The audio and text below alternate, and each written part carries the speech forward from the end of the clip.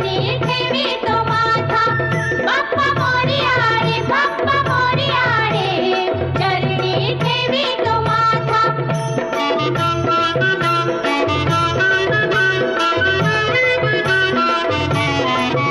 नाव काढून तांदुळाचे केले मोदक लाल गव्हाचे